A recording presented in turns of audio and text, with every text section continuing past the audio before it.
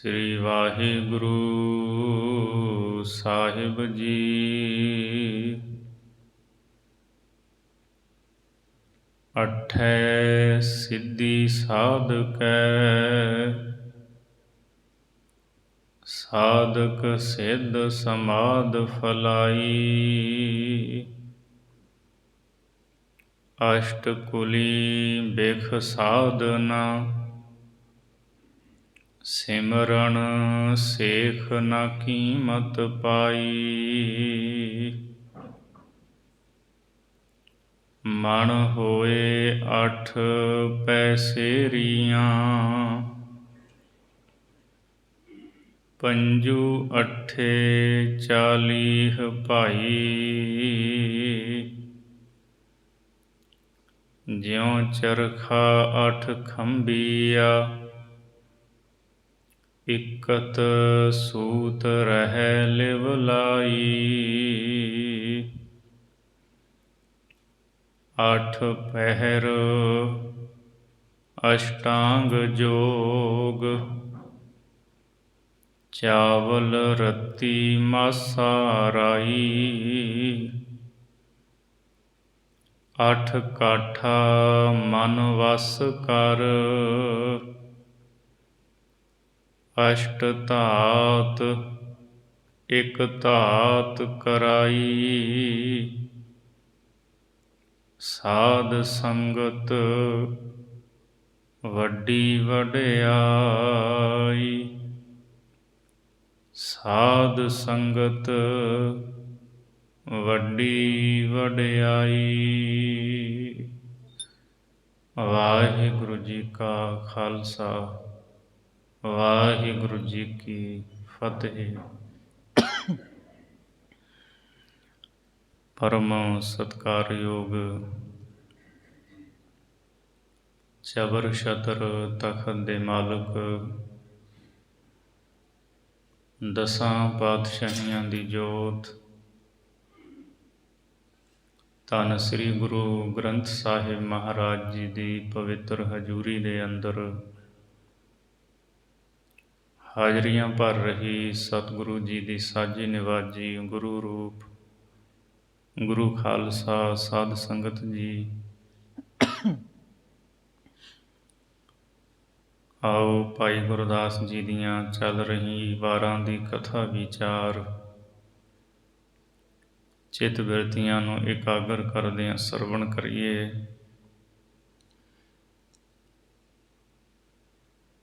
ਸਤਵੀਂ ਵਾਰ ਦੀ 8ਵੀਂ ਪੌੜੀ ਦਾ ਪਾਠ ਆਪ ਜੀ ਨੇ ਸਰਵਣ ਕੀਤਾ ਹੈ।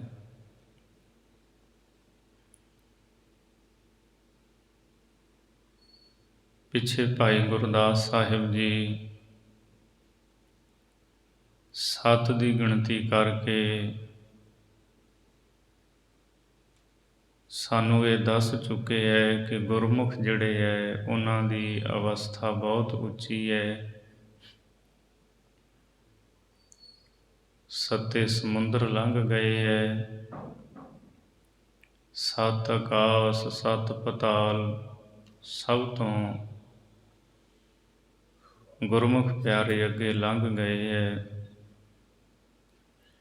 ਵਾਹਿਗੁਰੂ ਦੇ ਵਿੱਚ ਅਭੇਦ ਹੋਏ ਹਨ। ਹੁਣ ਭਾਈ ਗੁਰਦਾਸ ਸਾਹਿਬ ਜੀ 8 ਦੀ ਗਿਣਤੀ ਕਰਕੇ ਗੁਰਮੁਖਾਂ ਦੀ ਅਵਸਥਾ ਦਾ ਜ਼ਿਕਰ ਕਰਦੇ ਹੈ। ਜਿਹੜੇ ਗੁਰਮੁਖ ਪਿਆਰੇ ਹੈ ਉਹ ਗਿਣਤੀਆਂ ਮਿਣਤੀਆਂ ਤੋਂ ਬਾਹਰੇ ਹੈ। ਆਪਣੇ ਮਨ ਨੂੰ ਆਪਣੇ ਕਾਬੂ ਵਿੱਚ ਰੱਖਦੇ ਹੈ। ਗਿਣਤੀਆਂ ਮਿਣਤੀਆਂ ਤੋਂ ਅੱਗੇ ਕਿਵੇਂ ਗਏ ਹੈ? ਸਾਧ ਸੰਗਤ ਕਰਦਿਆਂ ਹੋਇਆਂ। ਸੋ ਆਓ ਭਾਈ ਗੁਰਦਾਸ ਜੀ ਦੇ ਅੰਮ੍ਰਿਤ ਬਚਨਾਂ ਦੀ ਵਿਚਾਰ ਸਰਵਣ ਕਰੀਏ। ਵਾਹਿਗੁਰੂ ਜੀ।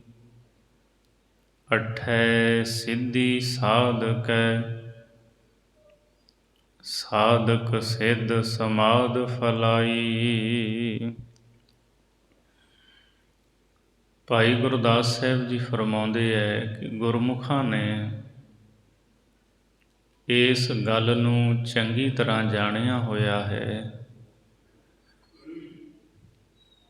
ਜਿਹੜੇ ਸਿੱਧ ਲੋਕ ਨੇ ਉਹਨਾਂ ਨੇ 8 ਸਿੱਧੀਆਂ ਨੂੰ ਸਾਧ ਲਿਆ ਹੈ। 8 ਸਿੱਧੀਆਂ ਜਿਹੜੀਆਂ ਉਹਨਾਂ ਨੂੰ ਪ੍ਰਾਪਤ ਕਰਕੇ ਸਾਧਕ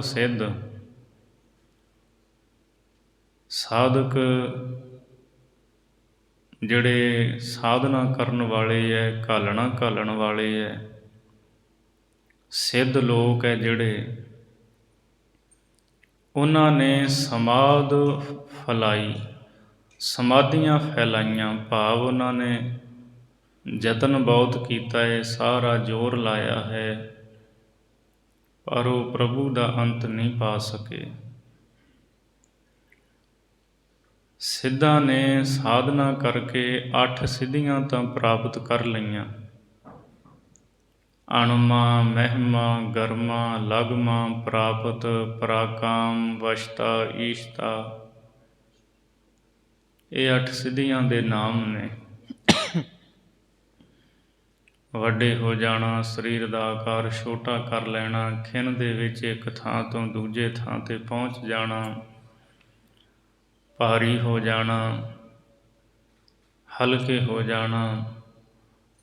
ਸੋ ਇਹ ਜਿਹੜੀਆਂ ਸਿੱਧੀਆਂ ਇਹ ਤਾਂ ਉਹਨਾਂ ਨੇ ਪਾ ਲਈਆਂ ਨੇ, ਪਰ ਉਹ ਸਿੱਧ ਲੋਕ, ਸਾਧਕ ਲੋਕ ਪਰਮੇਸ਼ਰ ਦਾ ਅੰਤ ਨਹੀਂ ਪਾ ਸਕੇ। ਜ਼ੋਰ ਲਾ ਲਾ ਕੇ ਹੰਭ ਗਏ ਹੈ, ਪਰ ਉਹਦਾ ਅੰਤ ਨਹੀਂ ਪਾਇਆ ਗਿਆ। ਗੁਰਮੁਖਾਂ ਨੇ ਇਸ ਗੱਲ ਨੂੰ ਜਾਣਿਆ ਹੈ। ਅਸ਼ਟਕੁਲੀ ਬਿਖ ਸਾਧਨਾ, ਸਿਮਰਨ ਸੇਖ ਨ ਕੀਮਤ ਪਾਈ। ਸੇਖ ਜੋ ਸ਼ੇਸ਼ ਨਾਗ ਹੈ, ਸ਼ੇਸ਼ ਨਾਗ ਨੇ ਸੱਪਾਂ ਦੀਆਂ 8 ਕੁਲਾਂ ਨੂੰ ਹੀ ਜਿੱਤ ਲਿਆ ਏ।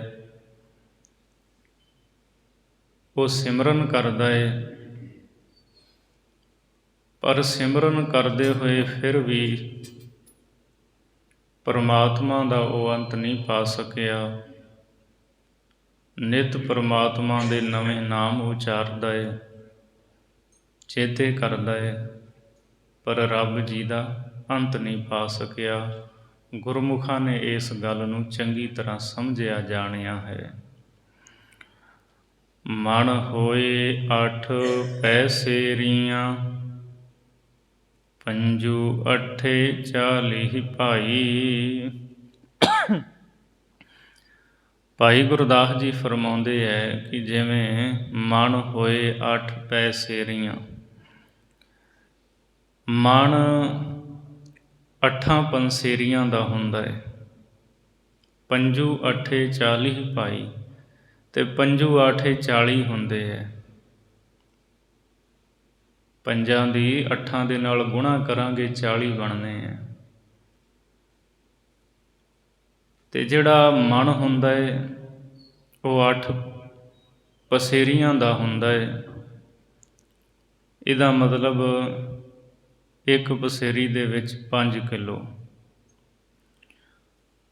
ਭਾਈ ਗੁਰਦਾਸ ਜੀ ਨੇ ਇੱਥੇ ਮਨ ਤੋਂ ਸਾਨੂੰ ਸਮਝਾਇਆ ਕਿ ਜਿਹੜਾ ਬੰਦੇ ਦਾ ਮਨ ਹੈ, ਇਹ ਜਿਹੜਾ ਮਨ ਹੈ 8 ਤਾਤਾਂ ਦਾ ਬਣਿਆ ਹੋਇਆ। ਜਿਵੇਂ ਬਾਹਰ ਭਾਰ ਤੋਲਦੇ ਹਾਂ, ਮਨ ਜਿਹੜਾ 40 ਕਿਲੋ ਦਾ ਹੁੰਦਾ ਹੈ ਉਹ 8 ਪਸੇਰੀਆਂ ਦਾ ਹੁੰਦਾ ਹੈ। ਇਸੇ ਤਰ੍ਹਾਂ ਮਨੁੱਖੀ ਮਨ ਜਿਹੜਾ ਹੈ ਉਹ ਮਨ ਹੈ ਅਤੇ ਇਹ ਮਨ ਹੈ।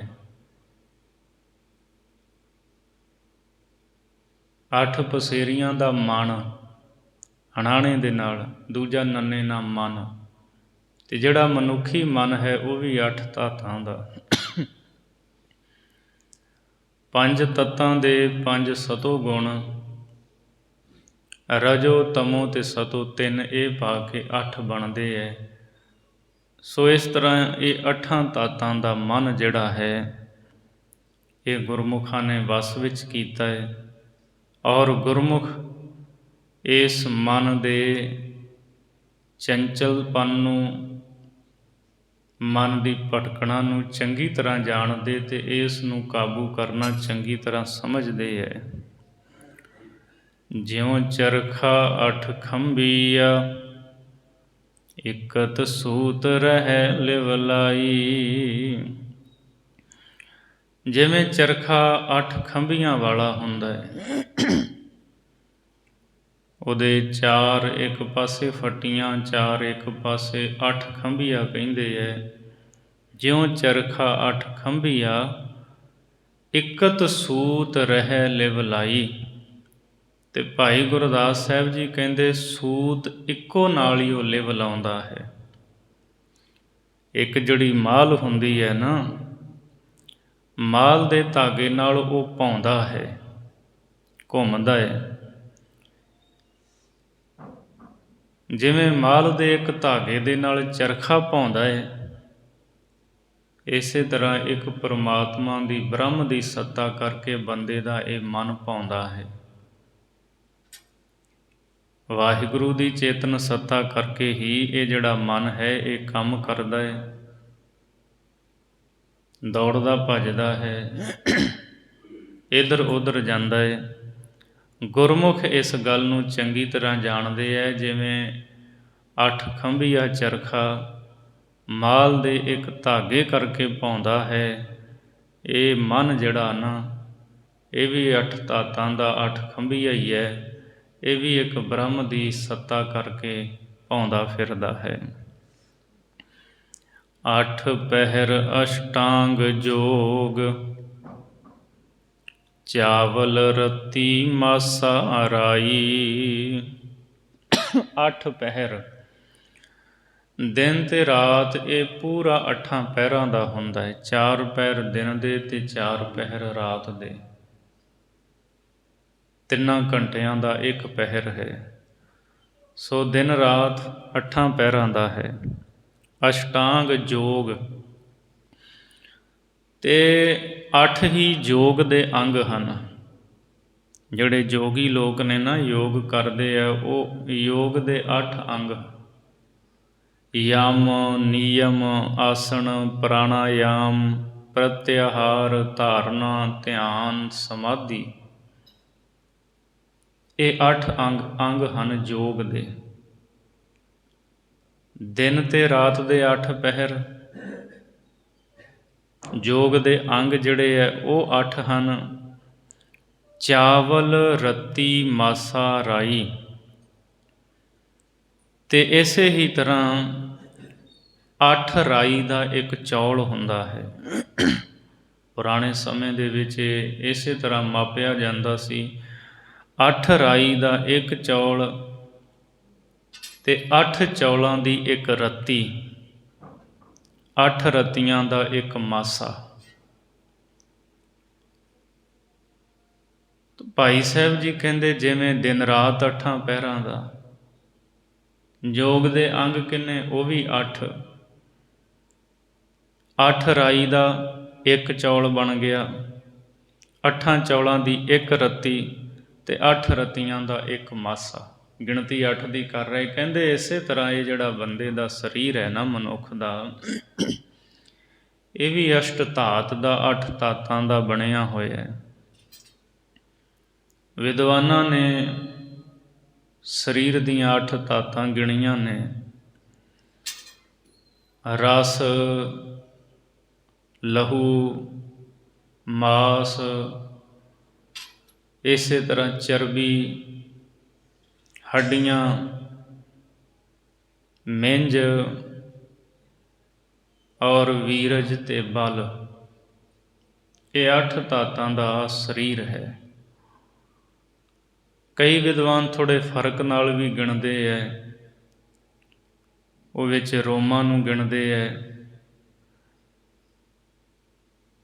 ਭਾਈ ਗੁਰਦਾਸ ਜੀ ਇਹ ਸਰੀਰ ਦੀ ਗੱਲ ਕਰਦੇ ਹੈ ਵੀ ਜਿਵੇਂ ਇਹ 8 ਦੀ ਗਿਣਤੀ ਕੀਤੀ ਹੈ ਨਾ, ਇਸੇ ਤਰ੍ਹਾਂ ਇਹ ਜਿਹੜਾ ਸਰੀਰ ਹੈ ਨਾ, ਇਹ ਵੀ 8 ਧਾਤਾਂ ਦਾ ਬਣਿਆ ਹੋਇਆ ਹੈ। ਗੁਰਮੁਖ ਪਿਆਰੇ ਜਿਹੜੇ ਹੈ ਨਾ, ਉਹ ਇਸ ਗੱਲ ਨੂੰ ਚੰਗੀ ਤਰ੍ਹਾਂ ਸਮਝਦੇ ਹੈ, ਜਾਣਦੇ ਹੈ। ਅੱਠ ਕਾਠਾ ਮਨ ਵਸ ਕਰ, ਅਸ਼ਟ ਧਾਤ ਇਕ ਧਾਤ ਕਰਾਈ। ਅੱਠ ਕਾਠਾ, ਅੱਠ ਕਾਠਾ ਚਰਖੇ ਨੂੰ ਵੀ ਕਹਿੰਦੇ ਹੈ, ਉਹ ਅੱਠ ਖੰਭੀਆ ਹੁੰਦਾ ਹੈ। ਇਸ ਲਈ ਅੱਠ ਕਾਠੇ ਤੋਂ ਭਾਵ ਇਹ ਜਿਹੜਾ ਮਨ ਹੈ ਨਾ, ਪੰਜਾਂ ਤੱਤਾਂ ਦੇ ਸਤੋ ਅੰਸ਼ ਤੋਂ, ਰਜੋ ਤਮੋ ਸਤੋ ਤੋਂ, ਤਿੰਨ ਗੁਣ ਇਹਨਾਂ ਦੀ ਅੰਸ਼ ਤੋਂ ਇਹ ਅੱਠਾਂ ਦਾ ਬਣਿਆ ਹੋਇਆ ਮਨ। ਕਹਿੰਦੇ ਇਹ ਜਿਹੜਾ ਅੱਠ ਕਾਠਾ, ਕਾਠ ਵਰਗਾ ਕਰੜਾ ਜਿਹੜਾ ਮਨ ਹੈ, ਕਠੋਰ ਮਨ ਹੈ, ਅੱਠ ਕਾਠਾ ਮਨ ਵਸ ਕਰ। ਗੁਰਮੁਖਾਂ ਨੇ ਇਸ ਕਠੋਰ ਕਰੜੇ ਮਨ ਨੂੰ ਵਸ ਵਿੱਚ ਕੀਤਾ ਹੋਇਆ ਹੈ। ਅਸ਼ਟ ਧਾਤ ਇੱਕ ਧਾਤ ਕਰਾਈ, ਅਤੇ ਅੱਠ ਧਾਤਾਂ ਦੀ ਇੱਕ ਧਾਤ ਕਰ ਦਿੱਤੀ ਹੈ। ਭਾਵ ਇਹ ਹੈ ਵੀ ਇਹ ਜਿਹੜਾ ਮਨ ਹੈ ਨਾ, ਲਿਵ ਜੋੜ ਕੇ ਮਨ ਨੂੰ ਇੱਕ ਧਾਤ ਜਿਹਾ ਬਣਾ ਦਿੱਤਾ ਹੈ, ਇੱਕ ਵਾਹਿਗੁਰੂ ਦੇ ਚਰਨਾਂ ਵਿੱਚ ਜੋੜ ਦਿੱਤਾ ਹੈ। ਮਨ ਜਿਹੜਾ ਇੱਕ ਪਰਮਾਤਮਾ ਦੇ ਚਰਨਾਂ ਨਾਲ ਜੋੜ ਦਿੱਤਾ, ਇਹ ਇੱਕ ਧਾਤ ਵਾਲਾ ਕਰ ਦਿੱਤਾ ਹੈ। ਹੁਣ ਨਾ ਦੌੜਦਾ ਨਾ ਭੱਜਦਾ, ਤੱਤਾਂ ਦੀ ਜਿਹੜੀ ਅੰਸ਼ ਉਸ ਪਾਸੇ ਵੀ ਨਹੀਂ, ਰਜੋ ਤਮੋ ਸਤੋ ਵਾਲੇ ਪਾਸੇ ਵੀ ਨਹੀਂ, ਬਸ ਇੱਕੋ ਹੀ ਪਰਮਾਤਮਾ ਦੇ ਚਰਨਾਂ ਨਾਲ ਹੀ ਜੁੜਿਆ ਰਹਿੰਦਾ ਹੈ। ਇੱਦਾਂ ਮਨ ਨੂੰ ਵਸ ਵਿੱਚ ਕਰਕੇ ਅੱਠਾਂ ਧਾਤਾਂ ਵਾਲੇ ਮਨ ਨੂੰ ਇੱਕ ਧਾਤ ਵਾਲਾ ਗੁਰਮੁਖਾਂ ਨੇ ਬਣਾ ਦਿੱਤਾ ਹੈ। ਸਾਧ ਸੰਗਤ ਵੱਡੀ ਵਡਿਆਈ, ਇਹ ਉਹਨਾਂ ਦਾ ਮਨ ਇੱਕ ਧਾਤ ਵਾਲਾ ਬਣਿਆ, ਭਾਵ ਵਾਹਿਗੁਰੂ ਦੇ ਇੱਕ ਚਰਨਾਂ ਵਿੱਚ ਸਦਾ ਲਈ ਟਿਕਿਆ ਹੈ। ਭਾਈ ਗੁਰਦਾਸ ਜੀ ਕਹਿੰਦੇ ਇਹ ਸਾਧ ਸੰਗਤ ਦੀ ਵਡਿਆਈ ਹੈ। ਸਾਧ ਸੰਗਤ ਕਰਦਿਆਂ ਹੋਇਆਂ ਹੀ ਗੁਰਮੁਖ ਇਸ ਅਵਸਥਾ 'ਤੇ ਪਹੁੰਚੇ ਹੈ। ਇਸ ਲਈ ਸਾਧ ਸੰਗਤ ਦੀ ਵਡਿਆਈ ਸਭ ਤੋਂ ਵੱਡੀ ਹੈ। ਸਾਧ ਸੰਗਤ ਕਰਿਆ ਕਰੋ, ਇਹ ਮਨ ਵਸ ਵਿੱਚ ਆ ਜਾਵੇਗਾ, ਉੱਚੀ ਅਵਸਥਾ ਦੇ ਮਾਲਕ ਬਣ ਜਾਵਾਂਗੇ। ਸੋ ਅੱਠਾਂ ਦੀ ਗਿਣਤੀ ਇਸ 8ਵੀਂ ਪੌੜੀ ਵਿੱਚ ਕਰਕੇ ਸਾਨੂੰ ਸਮਝਾਇਆ ਹੈ ਕਿ ਗੁਰਮੁਖਾਂ ਨੇ ਇਹ 8 ਕਾਠਾ ਮਨ ਇਹਨੂੰ ਵਸ ਵਿੱਚ ਕੀਤਾ ਹੈ। ਹੁਣ ਅਗਲੀ 9ਵੀਂ ਪੌੜੀ ਦੇ ਵਿੱਚ ਭਾਈ ਗੁਰਦਾਸ ਜੀ 9 ਦੀ ਗਿਣਤੀ ਕਰਦੇ ਹੈ। ਗੁਰਮੁਖਾਂ ਦੀ ਅਵਸਥਾ, ਉਹਨਾਂ ਦੀ ਵਿਸ਼ੇਸ਼ਤਾ ਕੀ ਹੈ, ਇਸ ਪੌੜੀ ਵਿੱਚ ਸਾਨੂੰ ਦੱਸ ਰਹੇ ਹੈ। ਨਾਥ ਚਲਾਏ ਨਵੈ ਨਾਥ, ਨਾਥਾ ਨਾਥ ਅਨਾਥ ਸਹਾਈ। ਜਿਹੜੇ ਗੁਰਮੁਖ ਪਿਆਰੇ ਹੈ, ਉਹਨਾਂ ਗੁਰਮੁਖਾਂ ਨੇ ਨੱਥ ਚਲਾਏ ਨਵੈ ਨਾਥ। ਜਿਹੜੇ 9 ਨਾਥ ਨੇ, ਇਹਨਾਂ ਨੂੰ ਨੱਥ ਕੇ ਚਲਾ ਲਿਆ, ਭਾਵ ਆਪਣੇ ਹੁਕਮ ਦੇ ਵਿੱਚ ਤੋਰ ਲਿਆ ਹੈ। ਗੋਰਖਨਾਥ, ਮਛੰਦਰਨਾਥ, ਇਹ ਜਿਹੜੇ ਨੇ ਨਾ 9 ਹੈ ਗਿਣਤੀ ਨਾਥਾਂ ਦੀ। ਬਹੁਤ ਲੋਕ ਇਹਨਾਂ ਨੂੰ ਮੰਨਦੇ ਵੀ ਹੈ, ਪੂਜਨ ਕਰਦੇ ਹੈ, ਪਰ ਜਿਹੜੇ ਗੁਰਮੁਖ ਨੇ ਨਾ, ਉਹਨਾਂ ਨੇ ਇਹਨਾਂ ਨਾਥਾਂ ਨੂੰ ਗੋਰਖਨਾਥ, ਝੰਗਰਨਾਥ, ਭੰਗਰਨਾਥ, ਇਹ ਜਿੰਨੇ ਵੀ ਹੈ 9, ਇਹਨਾਂ ਨੂੰ ਆਪਣੇ ਹੁਕਮ ਦੇ ਵਿੱਚ ਤੋਰਿਆ ਹੈ। ਨਾਥਾ ਨਾਥ ਅਨਾਥ ਸਹਾਈ, ਅਤੇ ਆਪਣੇ ਆਪ ਨੂੰ ਗੁਰਮੁਖ ਅਨਾਥ ਨਿਮਾਣੇ ਸਮਝਦੇ ਹੈ, ਅਤੇ ਇਸ ਗੱਲ ਨੂੰ ਜਾਣਦੇ ਹੈ ਵੀ ਜਿਹੜਾ ਪਰਮੇਸ਼ਰ ਹੈ ਉਹ ਅਨਾਥਾਂ ਦਾ ਸਹਾਈ ਹੁੰਦਾ ਹੈ, ਅਤੇ ਉਹ ਨਾਥਾਂ ਦਾ ਨਾਥ ਮਾਲਕ ਹੈ ਵਾਹਿਗੁਰੂ ਪਰਮੇਸ਼ਰ। 9 ਨਿਧਾਨ ਫੁਰਮਾਨ ਵਿੱਚ, ਪਰਮ ਨਿਧਾਨ ਗਿਆਨ ਗੁਰ ਭਾਈ। ਜਿਹੜੇ 9 ਖਜ਼ਾਨੇ ਹੈ, 9 ਨਿਧਾਨ, 9 ਨਿਧੀਆਂ, 9 ਖਜ਼ਾਨੇ ਹੈ ਨਾ, ਉਹ ਗੁਰਮੁਖਾਂ ਦੇ ਤਾਬੇ ਹਨ, ਉਹਨਾਂ ਦੇ ਹੁਕਮ ਦੇ ਵਿੱਚ ਹਨ। ਜਦੋਂ ਗੁਰਮੁਖ ਹੁਕਮ ਕਰਦੇ ਹੈ, ਉਹਨਾਂ ਨੂੰ ਪ੍ਰਾਪਤ ਕਰਕੇ ਜਿੱਥੇ ਜੀ ਚਾਹੁਣ ਉਹਨਾਂ ਖਜ਼ਾਨਿਆਂ ਨੂੰ ਵਰਤਦੇ ਹੈ। ਸੋ 9 ਖਜ਼ਾਨੇ ਉਹਨਾਂ ਦੇ ਹੁਕਮ ਵਿੱਚ ਹੈ। ਪਰਮ ਨਿਧਾਨ ਗਿਆਨ ਲਿਵ ਲਾਈ, ਤੇ ਇਸੇ ਤਰ੍ਹਾਂ ਸਭ ਤੋਂ ਪਰਮ ਨਿਧਾਨ ਵੱਡਾ ਖਜ਼ਾਨਾ ਜਿਹੜਾ ਨਾ ਗਿਆਨ, ਗੁਰੂ ਦਾ ਗਿਆਨ, ਗੁਰੂ ਸ਼ਬਦ ਦਾ ਗਿਆਨ, ਉਹ ਸਦਾ ਹੀ ਉਹਨਾਂ ਦਾ ਗੁਰ ਭਾਈ ਹੈ। ਗੁਰ ਭਾਈ ਭਾਵ ਅੰਗ ਸੰਗ ਰਹਿਣ ਵਾਲਾ। ਗੁਰੂ ਸ਼ਬਦ ਦਾ ਗਿਆਨ ਸਭ ਤੋਂ ਵੱਡਾ ਖਜ਼ਾਨਾ, ਉਹ ਗੁਰਮੁਖਾਂ ਦੇ ਸਦਾ ਹੀ ਅੰਗ ਸੰਗ ਹੈ। ਨੌ ਭਗਤੀ ਨੌ ਭਗਤ ਕਰ, ਗੁਰਮੁਖ ਪ੍ਰੇਮ ਭਗਤ ਲਿਵ ਲਾਈ। ਗੁਰਮੁਖ ਇਸ ਗੱਲ ਨੂੰ ਜਾਣਦੇ ਹੈ ਵੀ ਜਿਹੜੇ 9 ਭਗਤ ਨੇ ਉਹ 9 ਤਰ੍ਹਾਂ ਦੀ ਭਗਤੀ ਕਰਦੇ ਹੈ, ਨਵਦਾ ਭਗਤੀ ਕਰਦੇ ਹੈ। ਭਗਤ ਨਵੈ ਪ੍ਰਕਾਰਾ। ਗੁਰਮੁਖ ਜਿਹੜੇ ਹੈ ਉਹ ਪ੍ਰੇਮਾ ਭਗਤੀ ਵਿੱਚ ਸਦਾ ਹੀ ਲਿਵ ਲਾਈ ਰੱਖਦੇ ਹੈ।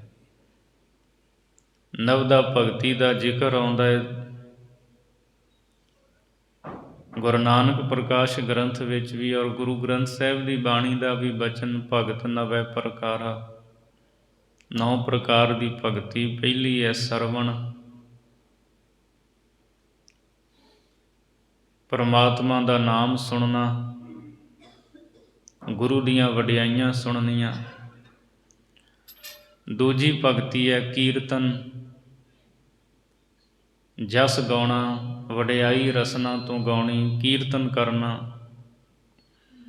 ਤੀਜੀ ਭਗਤੀ ਸਿਮਰਨ ਹੈ,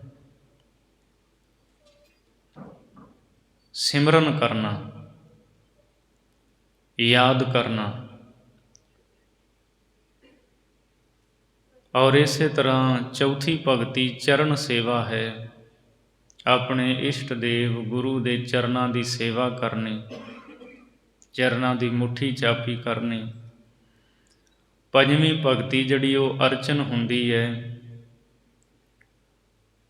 ਚੰਦਨ ਇਤਿਆਦਿਕ, ਫੁੱਲ ਇਤਿਆਦਿਕ ਚੜ੍ਹਾ ਕੇ ਅਰਚਨਾ ਕਰਨੀ, ਪੂਜਾ ਕਰਨੀ। ਇਹ ਪੰਜਵੀਂ ਭਗਤੀ ਹੈ। ਛੇਵੀਂ ਭਗਤੀ ਹੁੰਦੀ ਹੈ ਵੰਦਨਾ, ਪ੍ਰਣਾਮ ਕਰਨਾ, ਆਪਣੇ ਇਸ਼ਟ ਦੇਵ ਨੂੰ ਮੱਥਾ ਟੇਕਣਾ। ਜਿਵੇਂ ਆਪਾਂ ਸਾਰੇ ਆ ਕੇ ਗੁਰੂ ਗ੍ਰੰਥ ਸਾਹਿਬ ਜੀ ਨੂੰ ਨਮਸਕਾਰ ਕਰਦੇ ਹਾਂ, ਮੱਥਾ ਟੇਕਦੇ ਹਾਂ, ਇਹ ਵੀ ਇੱਕ ਭਗਤੀ ਹੈ। ਇਹ ਛੇਵੀਂ ਭਗਤੀ ਹੈ। ਸੱਤਵੀਂ ਭਗਤੀ ਹੁੰਦੀ ਸਖਾ ਭਾਵ। ਸਖਾ ਭਾਵ ਤੋਂ ਭਾਵ ਹੁੰਦਾ ਮਿੱਤਰਤਾ, ਮਿੱਤਰ ਭਾਵ। ਆਪਣੇ ਇਸ਼ਟ ਦੇਵ ਨੂੰ, ਗੁਰੂ ਨੂੰ ਆਪਣਾ ਸੱਚਾ ਮਿੱਤਰ ਜਾਣਨਾ। ਤੇ ਇਹ ਹਕੀਕਤ ਹੈ, ਗੁਰੂ ਹੀ ਸੱਚਾ ਮਿੱਤਰ ਹੈ। ਬਾਕੀ ਦੁਨੀਆ ਦੇ ਮਿੱਤਰ ਤਾਂ ਸਮਾਂ ਪੈਣ 'ਤੇ ਸਾਥ ਛੱਡ ਜਾਂਦੇ। ਗੁਰੂ ਮਿੱਤਰ ਹੈ ਜਿਹੜਾ ਅਖੀਰ ਤੱਕ ਨਾਲ ਨਿਭਦਾ ਹੈ। ਸਖਾ ਭਾਵ, ਇਹ ਵੀ ਇੱਕ ਭਗਤੀ ਹੈ। ਅੱਠਵੀਂ ਭਗਤੀ ਦਾਸਾ ਭਾਵ, ਸੇਵਕ। ਮੈਂ ਗੁਰੂ ਦਾ ਸੇਵਕ ਹਾਂ, ਗੁਰੂ ਚਰਨਾਂ ਦਾ ਸੇਵਕ ਹਾਂ। ਗੁਰੂ ਮੇਰਾ ਮਾਲਕ ਹੈ ਅਤੇ ਮੈਂ ਉਹਦਾ ਸੇਵਕ ਹਾਂ, ਸੇਵਾ ਕਰਨ ਵਾਲਾ। ਸੋ ਸੇਵਕ ਭਾਵ ਮਨ ਵਿੱਚ ਰੱਖਣਾ, ਇਹ ਅੱਠਵੀਂ ਭਗਤੀ ਹੈ। ਅਤੇ ਨੌਵੀਂ ਭਗਤੀ ਹੁੰਦੀ ਹੈ ਆਤਮ ਨਿਵੇਦਨ। ਸਭ ਕੁਝ ਆਪਣੇ ਇਸ਼ਟ ਨੂੰ, ਗੁਰੂ ਨੂੰ ਅਰਪਣ ਕਰ ਦੇਣਾ। ਤਨ ਮਨ ਧਨ ਸਭ ਸੌਂਪ ਗੁਰ ਕਉ, ਹੁਕਮ ਮੰਨਿਆ ਪਾਈਐ। ਤਨ ਮਨ ਧਨ ਸਭ ਕੁਝ ਹੀ ਗੁਰੂ ਨੂੰ ਅਰਪਣ ਕਰ ਦੇਣਾ। ਸਾਰਾ ਹੈ ਹੀ ਗੁਰੂ ਦਾ, ਮੇਰਾ ਤਾਂ ਕੁਛ ਵੀ ਨਹੀਂ ਹੈ।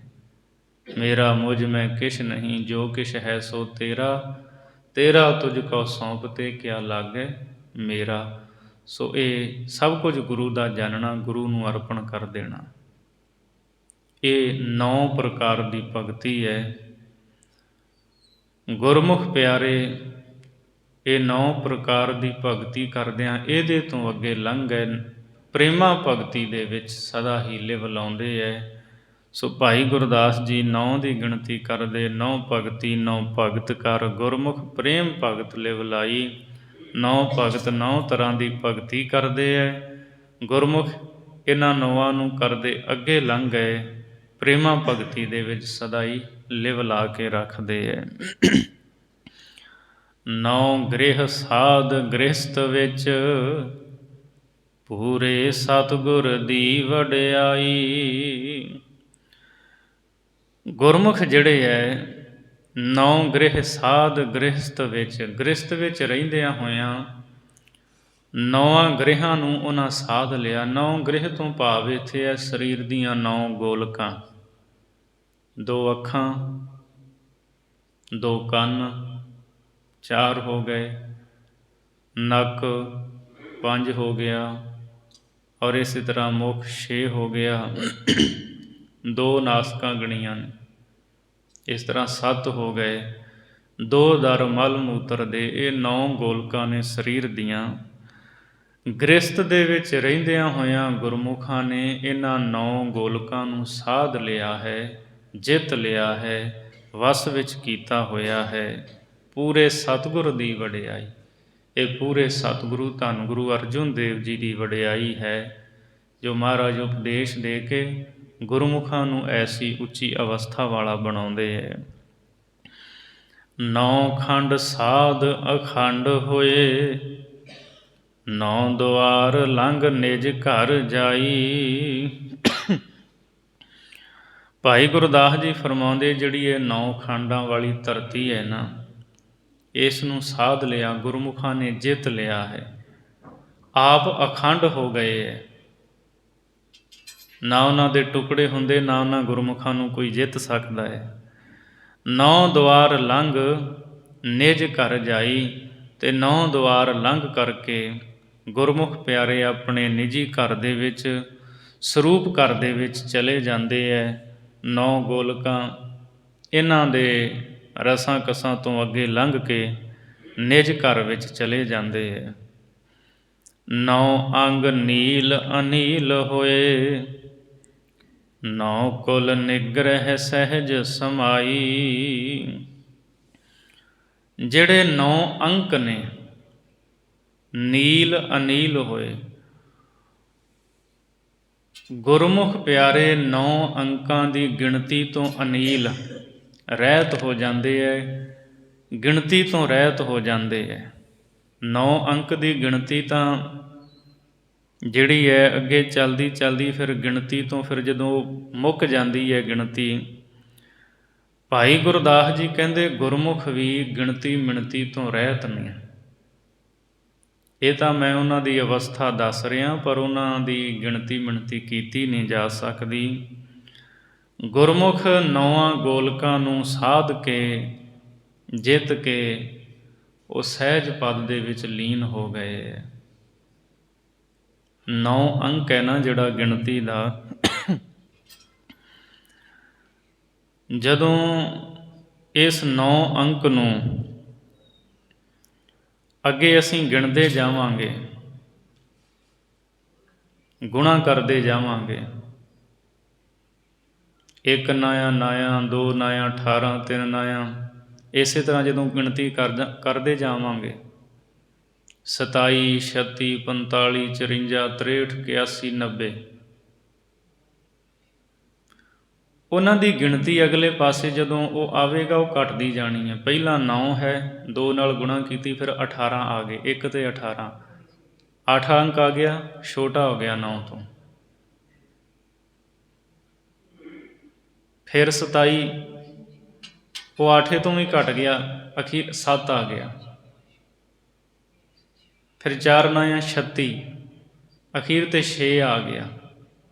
ਇੱਦਾਂ ਗਿਣਤੀ ਕਰਦੇ ਜਾਓਗੇ ਨਾ, 36, 45, 54, 63, ਉਹ ਅਖੀਰਲਾ ਅੰਕ ਘਟਦਾ ਜਾਣਾ ਇੱਕ ਇੱਕ। ਤੇ 9 ਨਾਇਆ ਜਦੋਂ 81 ਆਉਂਦਾ, ਏਕਾ ਰਹਿ ਜਾਂਦਾ, ਫਿਰ ਅਖੀਰ ਤੇ 90, 0 ਹੋ ਜਾਂਦਾ। ਅਖੀਰਲਾ ਅੰਕ ਕੀ ਹੋ ਗਿਆ? 0, ਸ਼ੂਨਿਆ। ਇਸੇ ਤਰ੍ਹਾਂ ਭਾਈ ਗੁਰਦਾਸ ਜੀ ਕਹਿੰਦੇ ਜਿਹੜੇ ਗੁਰਮੁਖ ਪਿਆਰੇ ਨੇ ਨਾ, ਉਹ ਜਿਹੜੇ ਗੁਰਮੁਖ ਪਿਆਰੇ ਹੈ ਉਹ ਇਹਨਾਂ ਦੀ ਗਿਣਤੀ ਮਿਣਤੀ ਤੋਂ ਰਹਿਤ ਹੋ ਜਾਂਦੇ ਹੈ। ਇਹ ਗਿਣਤੀ ਮਿਣਤੀ ਬਾਹਰੀ ਕਰਕੇ ਭਾਵੇਂ ਸਮਝਾਉਣ ਦਾ ਯਤਨ ਕਰੀਏ, ਪਰ ਅਸਲ ਦੇ ਵਿੱਚ ਗੁਰਮੁਖ ਪਿਆਰੇ ਇਹਨਾਂ ਗਿਣਤੀਆਂ ਤੋਂ ਰਹਿਤ ਹਨ। ਜਿਵੇਂ ਉਹ ਇੱਕ ਅੰਕ ਅਖੀਰ ਵਾਲਾ ਘਟਦਾ ਜਾਂਦਾ ਹੈ, ਅਤੇ ਗੁਰਮੁਖ ਪਿਆਰੇ ਜਿਹੜੇ ਹੈ ਦੁਨੀਆ ਦੇ ਰਸਾਂ ਕਸਾਂ ਤੋਂ ਘਟਦੇ ਘਟਦੇ ਅਖੀਰ ਵਾਹਿਗੁਰੂ ਦੇ ਵਿੱਚ, ਉਹਦੇ ਵਿੱਚ ਹੀ ਅਭੇਦ ਹੋ ਜਾਂਦੇ ਹੈ, ਸਮਾ ਜਾਂਦੇ ਹੈ। ਅਥਵਾ ਸੰਸਾਰ ਦੀ ਚਾਲ 9 ਅੰਕ ਦੀ ਗਿਣਤੀ ਵਾਂਗ ਹੈ, ਜਿਹਦੇ ਵਿੱਚ ਵਾਧਾ ਤਾਂ ਸਾਨੂੰ ਨਜ਼ਰ ਆਉਂਦਾ ਹੈ ਵੀ 9 ਹੋ ਗਏ, ਫਿਰ 18, ਫਿਰ 27, ਪਰ ਅਖੀਰ ਜਿਵੇਂ ਉਹ ਅੰਕ ਘਟਦਾ ਜਾਂਦਾ ਨਾ ਅਖੀਰਲਾ, ਇਸੇ ਤਰ੍ਹਾਂ ਜਿਹੜੇ ਸੰਸਾਰੀ ਲੋਕ ਨੇ ਨਾ, ਭਾਈ ਗੁਰਦਾਸ ਜੀ ਕਹਿੰਦੇ ਉਹ ਸਮਝਦੇ ਆ ਵੀ ਅਸੀਂ ਉੱਨਤੀ ਕਰ ਰਹੇ ਹਾਂ, ਪਰ ਅਖੀਰ ਉਹ ਜ਼ੀਰੋ ਹੋ ਜਾਂਦੇ ਹੈ। ਜਿਹੜੇ ਗੁਰਮੁਖ ਨੇ ਉਹ ਮਾਇਆ ਦੇ ਗੇੜ ਵਿੱਚ ਕਰਤਾਰ ਨੂੰ ਕਦੇ ਵੀ ਭੁਲਾਉਂਦੇ ਨਹੀਂ, ਕਰਤਾਰ ਨੂੰ ਗੁਰਮੁਖ ਚੇਤੇ ਰੱਖਦੇ ਹੈ, ਅਤੇ ਦੂਜੇ ਜਿਹੜੇ ਹੈ ਉਹ ਜ਼ੀਰੋ ਹੋ ਜਾਂਦੇ ਹੈ। ਸੋ ਇਹ 9 ਅੰਕਾਂ ਦੀ ਗਿਣਤੀ ਰਾਹੀਂ ਭਾਈ ਗੁਰਦਾਸ ਜੀ ਸਮਝਾਉਂਦੇ ਹੈ, ਗੁਰਮੁਖ ਪਿਆਰੇ ਗਿਣਤੀਆਂ ਤੋਂ ਰਹਿਤ ਹੋ ਜਾਂਦੇ ਹੈ ਅਤੇ 9 ਗੋਲਕਾਂ ਨੂੰ ਸਾਧ ਕੇ ਸਦਾ ਹੀ ਸਹਿਜ ਦੇ ਵਿੱਚ ਸਮਾਏ ਰਹਿੰਦੇ ਹੈ। ਗੁਰਮੁਖ ਸੁਖ ਫਲ ਅਲਖ ਲਖਾਈ। ਸੋ ਗੁਰਮੁਖਾਂ ਨੇ ਜੋ ਨਾਂ ਲਖਿਆ ਜਾਣ ਵਾਲਾ ਹੈ ਨਾ, ਸੁਖ ਫਲ, ਉਹ ਉਹਨਾਂ ਨੂੰ ਨਜ਼ਰ ਆ ਗਿਆ ਹੈ। ਗੁਰੂ ਨੇ ਉਹਨਾਂ ਨੂੰ ਉਹਦੇ ਬਾਰੇ ਜਣਾ ਦਿੱਤਾ ਹੈ। ਹੁਣ ਇਸ ਤੋਂ ਅੱਗੇ ਭਾਈ ਗੁਰਦਾਸ ਜੀ 10ਵੀਂ ਪੌੜੀ ਦੇ ਵਿੱਚ 10 ਅੰਕਾਂ ਦੀ ਗਿਣਤੀ ਕਰਦੇ ਹਾਂ। ਗੁਰਮੁਖ ਕਿਵੇਂ ਨਿਰਲੇਪ ਰਹਿੰਦੇ ਹੈ, ਇਹ ਗੱਲ ਸਾਨੂੰ ਸਮਝਾਉਂਦੇ ਹੈ। ਸੰਨਿਆਸੀ 10 ਨਾਵ ਧਰ, ਸੱਚ ਨਾਵ ਵਿਣ ਨਾਵ ਗਣਾਇਆ। ਸੰਨਿਆਸੀ ਜਿਹੜੇ ਨੇ ਉਹਨਾਂ ਦੇ 10 ਨਾਮ ਹੁੰਦੇ ਹੈ, ਵੱਖੋ ਵੱਖਰੇ ਉਹਨਾਂ ਨੇ 10 ਨਾਂ ਰੱਖੇ, ਜਾਂ ਇਉਂ ਕਹਿ ਲਓ ਵੀ 10 ਫਿਰਕੇ ਹੈ ਉਹਨਾਂ ਦੇ, ਗਿਰੀ, ਪੁਰੀ, ਭਾਰਤੀ, ਇੱਦਾਂ ਨਾ ਉਹਨਾਂ ਦੇ ਨਾਮ ਨੇ ਅੱਡੋ ਅੱਡ ਸੰਨਿਆਸੀਆਂ ਦੇ। 10 ਸੰਨਿਆਸੀਆਂ ਦੇ ਨਾਮ ਹੁੰਦੇ ਹੈ। ਹੁਣ 10 ਅੰਕਾਂ ਦੀ ਗਿਣਤੀ ਕਰਦੇ ਭਾਈ ਸਾਹਿਬ ਜੀ ਕਹਿੰਦੇ ਜਿਹੜੇ ਸੰਨਿਆਸੀ ਨੇ ਨਾ, ਉਹਨਾਂ ਸੰਨਿਆਸੀਆਂ ਨੇ 10 ਨਾਮ ਰੱਖ ਕੇ ਸੱਚ ਨਾਵ ਵਿਣ, ਪਰਮਾਤਮਾ ਦੇ ਸੱਚੇ ਨਾਮ ਤੋਂ ਬਿਨਾਂ ਆਪਣਾ ਜਿਹੜਾ ਜਨਮ ਹੈ ਉਹ ਵਿਅਰਥ ਗਵਾ ਲਿਆ ਹੈ। ਅਤੇ ਫਿਰ ਉਹ ਇਹ 10 ਨਾਵਾਂ ਦੇ ਹੰਕਾਰ ਦੇ ਵਿੱਚ ਪਏ ਰਹਿੰਦੇ ਹੈ। ਸੰਨਿਆਸੀਆਂ ਦੇ 10 ਨਾਮ, ਉਹ ਹੰਕਾਰ ਕਰਦੇ, ਮੈਂ ਗਿਰੀ ਹਾਂ, ਦੂਜਾ ਕਹਿੰਦਾ ਮੈਂ ਭਾਰਤੀ ਹਾਂ, ਇੱਦਾਂ ਉਹ ਹੰਕਾਰ ਕਰਦੇ ਹੈ ਪਰਮੇਸ਼ਰ ਦੇ ਨਾਮ ਤੋਂ ਬਿਨਾਂ। ਗੁਰਮੁਖ ਇਸ ਗੱਲ ਨੂੰ ਸਮਝਦੇ ਹੈ। 10 ਅਵਤਾਰ ਆਕਾਰ ਕਰ, ਏਕ ਓੰਕਾਰ ਨ ਅਲਖ ਲਖਾਇਆ। ਜਿਹੜੇ 10 ਅਵਤਾਰ ਨੇ, ਉਹਨਾਂ ਦੇ ਜਿਹੜੇ ਸਰੀਰਾਂ ਦੇ ਆਕਾਰ ਬਣੇ, ਸਨਾਤਨ ਮੱਤ ਦੇ ਵਿੱਚ ਪ੍ਰਸਿੱਧ ਜਿਹੜੇ 10 ਅਵਤਾਰ, ਵੈਸੇ 24 ਨੇ, ਪਰ ਜਿਹੜੇ ਪ੍ਰਸਿੱਧ ਗਿਣੇ ਗਏ ਹੈ, ਮੱਛ ਅਵਤਾਰ, ਕਛ ਅਵਤਾਰ, ਬਰਾਹ ਅਵਤਾਰ, ਨਰਸਿੰਘ ਅਵਤਾਰ, ਵਾਮਨ ਅਵਤਾਰ, ਪਰਸਰਾਮ, ਔਰ ਇਸੇ ਤਰ੍ਹਾਂ ਸ੍ਰੀ ਰਾਮ ਚੰਦਰ, ਬੁੱਧ, ਕਲਕੀ ਅਤੇ ਕ੍ਰਿਸ਼ਨ। ਇਹ 10 ਅਵਤਾਰ ਜਿਹੜੇ ਹੈ, ਇਹਨਾਂ ਦੇ ਜਿਹੜੇ ਸਰੀਰ ਆਕਾਰ ਹੋਏ। 10 ਅਵਤਾਰ ਆਕਾਰ ਕਰ, ਏਕ ਓੰਕਾਰ ਨ ਅਲਖ ਲਖਾਇਆ। ਭਾਈ ਗੁਰਦਾਸ ਜੀ ਕਹਿੰਦੇ ਇਹ ਅਵਤਾਰ, ਇਹਨਾਂ ਦੇ ਸਰੂਪ ਬਣੇ, ਪਰ ਪਰਮਾਤਮਾ ਨੇ ਇਹਨਾਂ ਨੂੰ ਆਪਣਾ ਆਪ ਜਣਾਇਆ ਨਹੀਂ। ਪਰਮਾਤਮਾ ਨੂੰ ਇਹ ਵੀ ਨਹੀਂ ਜਾਣ ਸਕੇ। ਸੋ ਵਾਹਿਗੁਰੂ ਨੂੰ ਗੁਰਮੁਖ ਪਿਆਰੇ ਜਾਣਦੇ ਹੈ, ਅਤੇ ਗੁਰਮੁਖਾਂ ਨੂੰ ਇਹ ਗੱਲ ਪਤਾ ਹੈ ਵੀ 10 ਅਵਤਾਰ ਜਿਨ੍ਹਾਂ ਦੇ ਆਕਾਰ ਹੋਏ, ਉਹ ਵੀ ਵਾਹਿਗੁਰੂ ਨੂੰ ਜਾਣ ਨਹੀਂ ਸਕੇ, ਉਹਦਾ ਅੰਤ ਨਹੀਂ ਪਾ ਸਕੇ। ਤੀਰਥ ਪੁਰਬ ਸੰਜੋਗ ਵਿੱਚ, 10 ਪੁਰਬੀ ਗੁਰ ਪੁਰਬ ਨ ਪਾਇਆ। ਇਸੇ ਤਰ੍ਹਾਂ ਜਿਹੜੇ ਤੀਰਥਾਂ ਦੇ ਪੁਰਬ, ਭਾਵ ਉਹਨਾਂ ਦੇ ਮਹਾਤਮ ਦੇ ਸੰਜੋਗ ਵਿੱਚ ਜਿਹੜੇ 10 ਪੁਰਬ ਨੇ, 10 ਪੁਰਬ ਉਹ ਬਾਹਰ ਦੀ ਮਨ ਦੀ ਖੁਸ਼ੀ ਦਿੰਦੇ ਹੈ, ਬਾਹਰ ਦੀ ਖੁਸ਼ੀ ਦਿੰਦੇ ਹੈ, ਪਰ ਮਨ ਨੂੰ ਸਦੀਵੀ ਸੁੱਖ ਨਹੀਂ ਦਿੰਦੇ। ਸਨਾਤਨ ਮੱਤ ਦੇ ਵਿੱਚ ਉਹ 10 ਪੁਰਬ ਗਿਣਦੇ ਹੈ, ਦੁਆਦਸੀ, ਚਤੁਰਦਸੀ, ਸੰਕ੍ਰਾਂਤੀ, ਪੂਰਨਮਾ, ਅਮਾਵਸਿਆ, ਉਤਰੈਣ, ਦਖਣੈਣ। ਸੋ ਇਸ ਤਰ੍ਹਾਂ ਇਹਨਾਂ ਦੀ ਗਿਣਤੀ ਕਰਦੇ ਆ। ਸੂਰਜ ਗ੍ਰਹਿਣ, ਚੰਦ ਗ੍ਰਹਿਣ। ਸੋ ਉਹਨਾਂ ਦੇ 10 ਪੁਰਬ ਹੁੰਦੇ ਹੈ। ਤੀਰਥ ਪੁਰਬ ਸੰਜੋਗ ਵਿੱਚ 10 ਪੁਰਬੀ ਗੁਰਪੁਰਬ ਨਾ ਪਾਇਆ। ਭਾਈ ਗੁਰਦਾਸ ਜੀ ਕਹਿੰਦੇ ਜਿਹੜੇ 10 ਪੁਰਬ ਹਨ ਇਹ ਗੁਰਪੁਰਬ ਦੀ ਬਰਾਬਰੀ ਨਹੀਂ ਕਰ ਸਕਦੇ। ਗੁਰਮੁਖ ਇਸ ਗੱਲ ਨੂੰ ਸਮਝਦੇ ਹੈ ਵੀ ਜਿਹੜੇ 10 ਪੁਰਬ ਨੇ ਇਹ ਗੁਰਪੁਰਬ ਦੀ ਬਰਾਬਰੀ ਨਹੀਂ ਕਰਦੇ, ਕਿਉਂਕਿ ਉਹ ਜਿਹੜੇ 10 ਪੁਰਬ ਨੇ ਉਹ ਸੰਸਾਰਕ ਖੁਸ਼ੀ ਦਿੰਦੇ ਹੈ ਅਤੇ ਗੁਰਪੁਰਬ ਜਿਹੜਾ ਹੈ ਮਨ ਨੂੰ ਵਾਹਿਗੁਰੂ ਦੇ ਵੱਲ ਲੈ ਕੇ ਜਾਂਦਾ ਹੈ। ਤਾਈਓ ਤਾਂ ਸਾਰੇ ਗੁਰਸਿੱਖ ਗੁਰੂ ਸਾਹਿਬ ਦੇ ਕੀ ਗੁਰਪੁਰਬ ਮਨਾਉਂਦੇ ਹੈ। ਸਤਿਗੁਰੂ ਦੇ ਪ੍ਰਕਾਸ਼ ਪੁਰਬ, ਫਿਰ ਗੁਰਤਾ ਗੱਦੀ ਦਿਵਸ, ਜੋਤੀ ਜੋਤ ਦਿਵਸ ਜਾਂ ਸ਼ਹਾਦਤ ਦੇ ਦਿਨ। ਸੋ ਇਹ ਜਿਹੜੇ ਗੁਰਪੁਰਬ ਨੇ ਗੁਰਸਿੱਖ ਮਨਾਉਂਦੇ ਹੈ, ਕਿਉਂਕਿ ਗੁਰਪੁਰਬ ਮਨ ਨੂੰ ਪਰਮਾਤਮਾ ਵੱਲ ਲੈ ਕੇ ਜਾਂਦੇ ਹੈ ਅਤੇ ਉਹ ਜਿਹੜੇ ਪੁਰਬ ਨੇ ਉਹ ਸੰਸਾਰ ਦੀ ਖੁਸ਼ੀ ਦਿੰਦੇ ਹੈ। ਗੁਰਮੁਖ ਇਸ ਗੱਲ ਨੂੰ ਸਮਝਦੇ ਹੈ। ਇਕ ਮਨ ਇਕ ਨ ਚੇਤਿਓ, ਸਾਧ ਸੰਗਤ ਵਿਣ ਦਹਿ ਦਿਸ ਧਾਇਆ। ਜਿਸ ਨੇ ਇੱਕ ਮਨ ਹੋ ਕੇ ਇੱਕ ਵਾਹਿਗੁਰੂ ਨੂੰ ਚੇਤੇ ਨਹੀਂ ਕੀਤਾ, ਸਾਧ ਸੰਗਤ ਤੋਂ ਬਿਨਾਂ ਉਹਦਾ ਮਨ 10 ਦਿਸ਼ਾਵਾਂ ਦੇ ਵਿੱਚ ਦੌੜਿਆ ਭੱਜਿਆ ਹੈ। 10 ਦਿਸ਼ਾਵਾਂ ਦੇ ਵਿੱਚ ਦੌੜਦਾ ਭੱਜਦਾ ਰਹਿੰਦਾ ਉਹਦਾ ਮਨ। ਗੁਰਮੁਖ ਇਸ ਗੱਲ ਨੂੰ ਵੀ ਚੰਗੀ ਤਰ੍ਹਾਂ ਸਮਝਦੇ ਹੈ। ਇਸੇ ਲਈ ਸਾਧ ਸੰਗਤ ਕਰਦੇ ਹੈ ਗੁਰਮੁਖ ਅਤੇ ਮਨ ਨੂੰ ਟਿਕਾ ਲੈਂਦੇ ਹੈ। 10 ਦਹੀਆਂ 10 ਅਸਵ ਮੇਦ, ਖਾਏ ਅਮੇਦ ਨਿਖੇਦ ਕਰਾਇਆ। 10 ਦਹੀਆ 10 ਦਹੀਆ ਦਾ ਅਰਥ 10 ਦਿਨ। ਇਸਲਾਮ ਦੇ ਵਿੱਚ ਨਾ ਮੁਹੱਰਮ ਦੇ ਪਹਿਲੇ 10 ਦਿਨ ਉਦੋਂ ਕਈ ਵਾਰ ਜੋਸ਼ ਵਿੱਚ ਆ ਕੇ ਹਿੰਸਾ ਕਰਦੇ ਹੈ, ਉਹਦਾ ਜ਼ਿਕਰ ਭਾਈ ਸਾਹਿਬ ਕਰਦੇ ਨੇ। ਇਸੇ ਤਰ੍ਹਾਂ 10 ਅਸਵਮੇਧ ਅਤੇ 10 ਜਿਹੜੇ ਯੱਗ ਹਿੰਦੂਆਂ ਦੇ ਵਿੱਚ ਸਨਾਤਨ ਮੱਤ ਵਾਲੇ ਜਿਹੜੇ ਆ ਉਹ ਕਰਦੇ ਆ। ਅਸ਼ਵਮੇਧ, ਗਜਮੇਧ, ਗੋਮੇਧ। ਉਹ ਜਿਹੜਾ ਅਸ਼ਵਮੇਧ ਦੇ ਵਿੱਚ ਘੋੜੇ ਦੀ ਬਲੀ ਦਿੱਤੀ ਜਾਂਦੀ ਹੈ। ਗਊ ਮੇਧ ਫਿਰ ਗਾਂ ਦਾ ਵਧ ਉਹਦੇ ਵਿੱਚ ਕੀਤਾ ਜਾਂਦਾ ਹੈ। ਇੱਥੋਂ ਤੱਕ ਨਰ ਵੀ ਹੁੰਦਾ ਹੈ, ਬੰਦੇ ਦਾ ਵੀ। ਸੋ ਉਹ ਗਿਣਤੀ ਉਹਨਾਂ ਦੀ 10 ਹੈ। 10 ਦਹੀਆ 10 ਅਸਵਮੇਧ, ਖਾਏ ਅਮੇਧ ਨਿਖੇਦ ਕਰਾਇਆ। ਮੁਸਲਮਾਨਾਂ ਦੇ ਮੁਹੱਰਮ ਦੇ ਪਹਿਲੇ 10 ਦਿਨ ਅਤੇ ਹਿੰਦੂਆਂ ਦੇ ਜਿਹੜੇ 10 ਯੱਗ ਹਨ,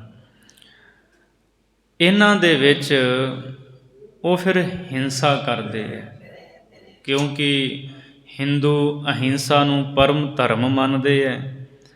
ਪਰ ਜਦੋਂ ਯੱਗ ਕਰਦੇ ਉਹਦੇ ਵਿੱਚ ਵੇਖੋ ਵੀ ਮਾਸ ਦੇ ਟੁਕੜੇ ਹੀ ਤਾਂ ਉਹ ਹੋਮ ਕੀਤੇ ਜਾਂਦੇ ਹੈ। ਇਸ ਕਰਕੇ ਭਾਈ ਗੁਰਦਾਸ ਜੀ ਕਹਿੰਦੇ ਨਿਖੇਦ ਕਰਾਇਆ। ਇਹ ਨਿਖੇਦ ਹੋ ਗਏ, ਅਹਿੰਸਾ ਦੇ ਕਾਰਨ ਅਪਵਿੱਤਰ ਹੋ ਗਏ। ਨਾ ਖਾਣ ਯੋਗ ਜਿਹੜਾ ਉਹ ਵੀ ਖਾਧਾ। ਅਹਿੰਸਾ ਪਰਮ ਧਰਮ ਉਹਨੂੰ ਛੱਡ ਕੇ ਫਿਰ ਯੱਗ ਕਰਦੇ ਆ, ਉਹਦੇ ਵਿੱਚ ਵੀ ਤਾਂ ਹਿੰਸਾ ਹੀ ਹੋ ਰਹੀ ਹੈ ਨਾ। ਇਸ ਲਈ ਅਪਵਿੱਤਰ ਹੋ ਗਏ। ਗੁਰਮੁਖ ਇਸ ਗੱਲ ਨੂੰ ਚੰਗੀ ਤਰ੍ਹਾਂ ਸਮਝਦੇ ਹੈ, ਜਾਣਦੇ ਹੈ। ਇੰਦਰੀਆਂ 10 ਵਸ ਕਰ, ਬਾਹਰ ਜਾਂਦਾ ਵਰਜ ਰਹਾਇਆ।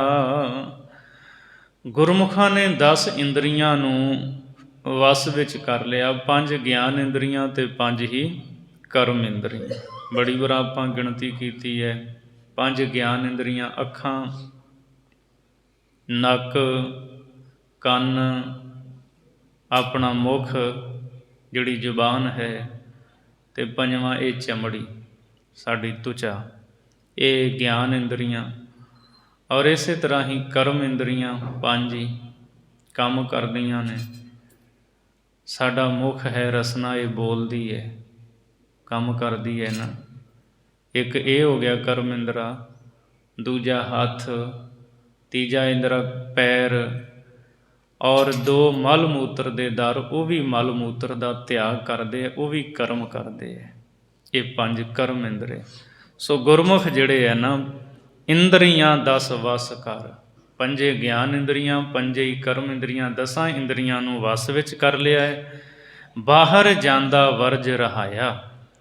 ਇੰਦਰੀਆਂ ਨੂੰ ਵਸ ਵਿੱਚ ਕਰਕੇ ਤੇ ਬਾਹਰ ਜਾਂਦੇ ਇਸ ਮਨ ਨੂੰ ਗੁਰਮੁਖਾਂ ਨੇ ਰੋਕ ਕੇ ਰੱਖਿਆ ਹੈ। ਪੈਰੀ ਪੈ ਜਗ ਪੈਰੀ ਪਾਇਆ। ਗੁਰਮੁਖਾਂ ਨੇ ਗੁਰੂ ਦੇ ਚਰਨੀ ਪੈ ਕੇ ਤੇ ਸਾਰੇ ਜਗਤ ਨੂੰ ਆਪਣੇ ਪੈਰੀਂ ਪਾ ਲਿਆ। ਭਾਵ ਸਾਰੇ ਗੁਰਮੁਖਾਂ ਦਾ ਸਤਿਕਾਰ ਕਰਦੇ ਹੈ। ਨਿਮਰਤਾ ਦਾ ਗੁਣ ਗੁਰਮੁਖਾਂ ਨੇ ਧਾਰਿਆ ਹੈ। ਗੁਰੂ ਦੇ ਚਰਨੀ ਪਏ ਹੈ, ਇਸ ਲਈ ਜਗਤ ਉਹਨਾਂ ਦੇ ਚਰਨੀ ਪੈਂਦਾ ਹੈ, ਉਹਨਾਂ ਅੱਗੇ ਨਮਸਕਾਰਾਂ ਕਰਦਾ ਹੈ। ਸੋ ਭਾਈ ਗੁਰਦਾਸ ਜੀ ਨੇ ਇਹ 10 ਅੰਕਾਂ ਦੀ ਗਿਣਤੀ ਕਰਦਿਆਂ ਸਾਨੂੰ ਸਮਝਾਇਆ ਹੈ। ਗੁਰਮੁਖ ਇਹ ਜਿਹੜੇ ਗਿਣੇ ਨੇ ਦਸਾਂ ਨੂੰ ਚੰਗੀ ਤਰ੍ਹਾਂ ਜਾਣਦੇ ਹੈ, ਦਸੇ ਇੰਦਰੀਆਂ ਨੂੰ ਵਸ ਵਿੱਚ ਕਰ ਲੈਂਦੇ ਹੈ, ਗੁਰੂ ਚਰਨਾਂ ਨਾਲ ਜੁੜੇ ਰਹਿੰਦੇ ਹੈ। ਸਤਿਗੁਰੂ ਮਿਹਰ ਕਰਨ, ਭੁੱਲਾਂ ਦੀ ਖਿਮਾ ਬਖਸ਼ਣੀ, ਅਗਾਂਹ ਵਾਸਤੇ ਸੁਮਤ ਬਖਸ਼ਣੀ ਜੀ। ਇੰਦਰੀਆਂ ਦਸ ਵਸ ਕਰ, ਬਾਹਰ ਜਾਂਦਾ ਵਰਜ ਰਹਾਇਆ। ਪੈਰੀ ਪੈ ਜਗ ਪੈਰੀ ਪਾਇਆ। ਵਾਹਿਗੁਰੂ ਜੀ ਕਾ ਖਾਲਸਾ, ਵਾਹਿਗੁਰੂ ਜੀ ਕੀ ਫਤਿਹ। ਤੋ ਠਾਕੁਰ।